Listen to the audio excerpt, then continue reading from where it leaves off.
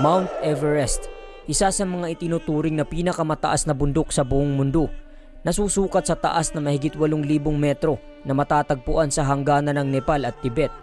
Kilala sa pagkakaroon ng hindi pangkaraniwang lamig at mabagsik na hangin. Subalit sa likod ng matatarik na bundok at malalamig na yelo, isang bagay ang pumukaw sa atensyon ng mga siyentipiko. May mga nagsasabi na ito na marahil ang ebidensya sa pangdaigdigang bahang luminis sa lahat ng kasamaan sa daigdig. Habang may mga napapaisip at naguguluhan pa rin kung papaano itong nangyari.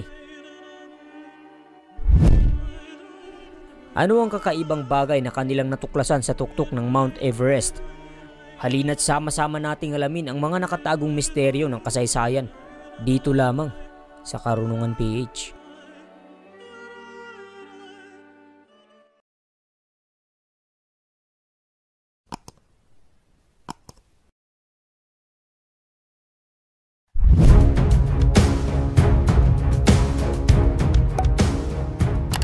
Pinagkaguluhan ng mga tao ang isang litrato na naipost sa Facebook ng isang Facebook user.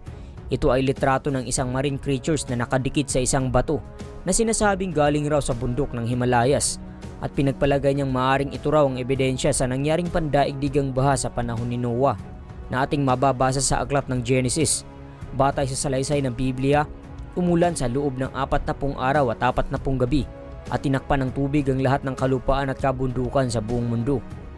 Ayon sa libro ng Genesis, Kabanata 7, 19 hanggang 20 berso, sasaling ang salita ng Diyos. Ganito ang nakasulat.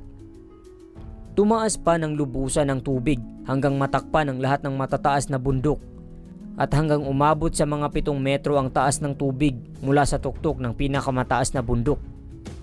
Yan din ang nakasulat sa Magandang Balita Biblia. Tumaas pa ang tubig ng halos 7 metro sa taluktok ng mga bundok. Yan din ang sabi sa Bible Study Tools na tumaas pa ang tubig hanggang 15 cubits o katumbas ng halos 7 metro.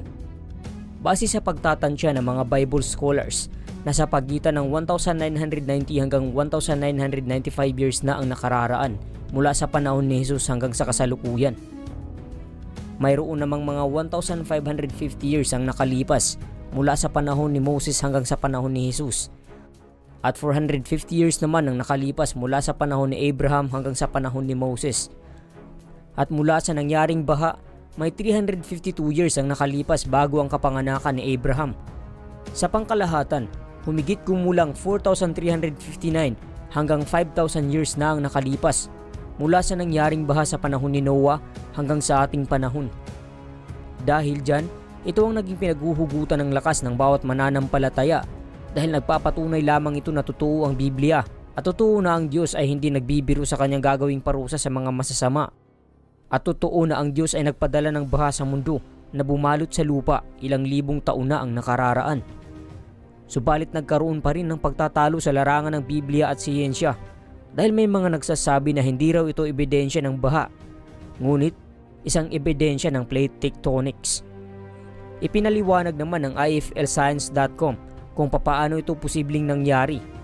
Ito ay maaaring resulta raw ng natural na paggalaw ng lupa sa planeta habang lumipas ang mahabang panahon.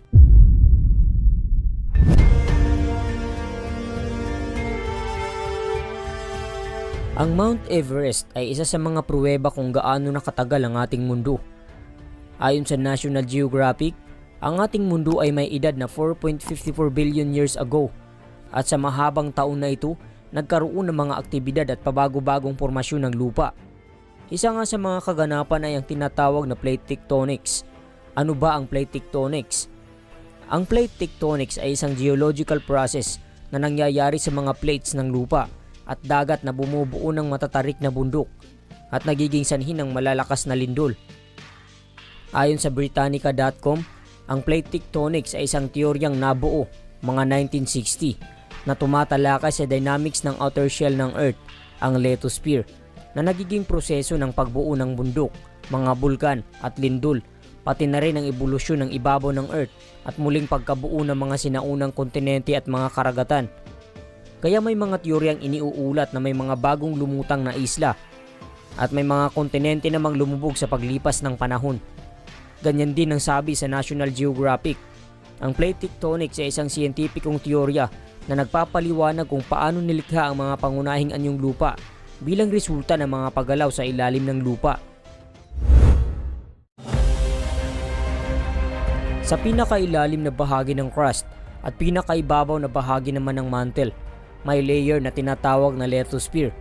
Ito ay matibay, pinakalabas na shell ng Earth at may karaniwang kapal na 100 kilometro na nahahati sa dalawang bahagi, ang continental plate at ang oceanic plate.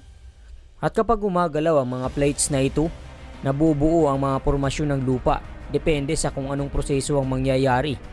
Ito ay parang puzzle sa ibabaw ng lupa kung saan nakapatong ang ating crust, at sa oras na ito ay gagalaw, maaaring magkakaroon ng lindol o maaaring hindi, depende sa kung anong proseso ang magaganap. Mayroong 3 proseso ang kadalasang nangyayari. Una ay ang tinatawag na convergent plates. Kapag ang dalawang plate boundaries ay nagbabanggaan, ang isang plate ay babaluktot at mapupunta sa itaas, habang ang isa naman ay mapupunta sa ilalim, padausdos sa mantle ng Earth, o yung tinatawag na subduction process. Halimbawa, kapag ang dalawang oceanic plate ay magbabanggaan, ang mas matanda at mas magaan na plate ang siyang mapupunta sa ibaba. Kapag ang oceanic plate at continental plate naman ang magbabanggaan, karaniwang ang oceanic plate ang magsasabdak pa ibaba. At kung ang parehong continental plates ang magbabanggaan, ay walang alinman sa kanila ang mapupunta sa ilalim. Ang mangyayari, itutulak nito paitaas ang pinakaibabaw na parte ng lupa. Dahil dito nabubuo ang mga bundok, oceanic trenches at mga island arcs. Ang isang proseso naman ay ang tinatawag na divergent plate. Kapag naghihiwalay naman ang dalawang plate boundaries, ang bawat isang plate ay maghihilahan pa atras, kaya dito mabubuo ang mga rift valley o maging ang mga malalalim na tipak sa sahig ng karagatan. Minsan magkakaroon din ng volcanic activity dahil ang magma na nagmula sa mantle ay maaaring umusbong paitaas at mabubuo ang mga bulkan. Ang isa naman ay ang tinatawag na transform fault boundaries. Sa ganitong pangyayari, kapag ang dalawang plates ay gumalaw o dumausdos sa magkaibang direksyon pahalang, maaari itong maglabas ng malakas na enerhiya sa pamamagitan ng paglindol. Ang San Andreas Fault sa California ay isang bantog na halimbawa ng transform fault. Kaya sa kaso ng Mount Everest, pinaniniwalaan ng mga eksperto na ang matatarik na kabundukan ng Himalayas Mountains ay dating sahig ng malalim na parte ng karagatan na naging bundok lamang dahil sa resulta ng pagbabanggaan ng Indian at Eurasian Plate, at nabuo ang Kumulangma Limestone, kilala din bilang Summit Limestone, mga uri ng rock formation na matatagpuan sa tuktok ng Mount Everest na may nakadikit na mga fossil, mga korales at iba pang mga organic materials. Karaniwang kulay abo at pinaniniwalaan ng mga dalubhasa na ito ay nagsimulang mabuo mga 488 milyong taon na ang nakalilipas noong panahon ng Ordovician period.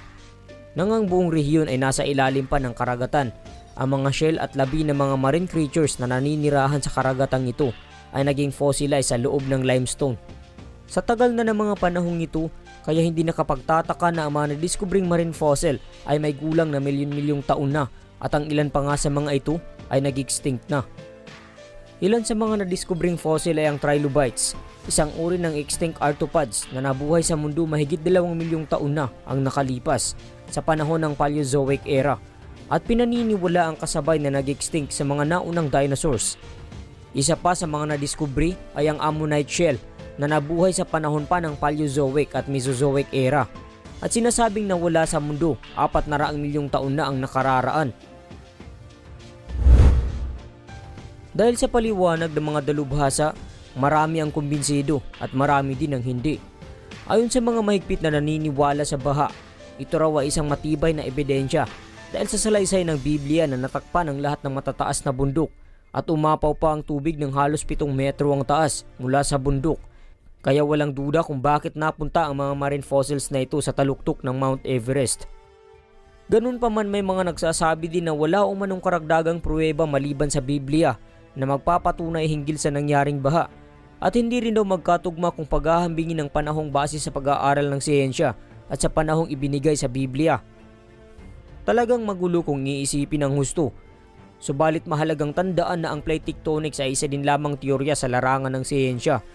na nagmula sa kaisipan ng tao na may limitadong kaalaman. Maring hindi rin lahat ng bagay kayang ipaliwanag ng siyensya dahil hindi nito matutumbasan ang kakayahan at kaalaman ng nag-iisang makapangyarihang lumikha sa lahat ng may buhay. Totoo man o hindi ang nangyaring pandaigdigang baha, marahil hindi na ito kailangang pagtalunan pa sapagkat hindi ito ang pagbabatayan ng Panginoon sa panahon ng kanyang paghuhukom. Marahil ang kwento ni Noah ay nagbibigay aral sa atin na hindi mabuti ang paggawa ng masama. Bagkus, ang paggawa ng kabutihan ay ang siyang kinalulugdan ng Panginoon.